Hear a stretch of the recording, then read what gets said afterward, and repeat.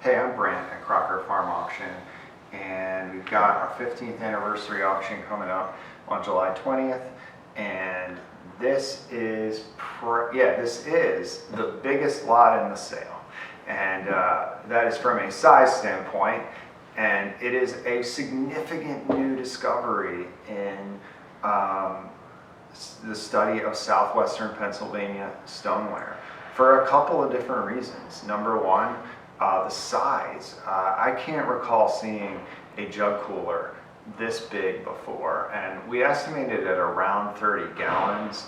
I hope you're getting a sense of the size from this video, but it's really something that has to be seen in person to fully appreciate the sheer magnitude of this vessel. Now, when we were first sent pictures of this via email, we weren't sure if the decoration you see on this was an original period decoration to the piece. And I'll explain why in a second. But the second we saw it, the more we looked at the photos, it became apparent that it was. But then looking at it in person immediately, it was obviously correct. But the reason why we were scratching our heads a little bit was that this is a technique pretty much never seen on Southwestern Pennsylvania stoneware. It is only rarely seen on American stoneware, and it creates a really cool effect. What they did was this is actually an area that's known for its stencil designs. So what you would ordinarily see is they would take like a tin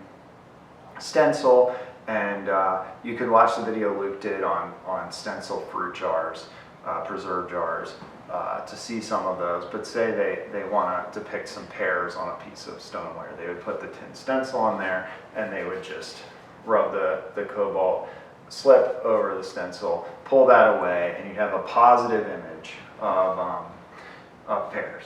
But in this case, you have a negative image. So what they did was they took paper or something, probably paper, and they put these stork designs on the vessel, almost certainly by gluing them. And then they did the same thing with ferns, actual real ferns that they picked somewhere near the pottery, and they possibly in the yard.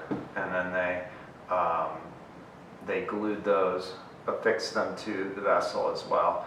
And then they dipped their brush in cobalt slip and splattered it all over the piece.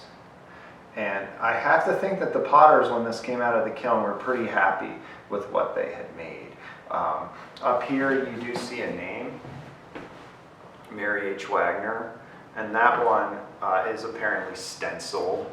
And then you also have a freehand eagle up here. Now the eagle may have some bearing on who this was made for and where it was meant to sit. When we got it in the door, I just thought immediately, like a lot of water coolers, that this was made for some kind of an inn, some sort of other public house or a hotel or something. And Mary Wagner is a pretty common name in the area, but Mary H. Wagner is not. And the only Mary H. Wagner I could find that would fit the bill age-wise, area-wise, things like that, also happened to be with her husband Dennis, the proprietor of a well-known hotel in Southwestern Pennsylvania, in Salisbury, Pennsylvania, which is in Somerset County. And so I think that this was meant to sit in their hotel, which was also called American House, which would help explain the eagle at the top.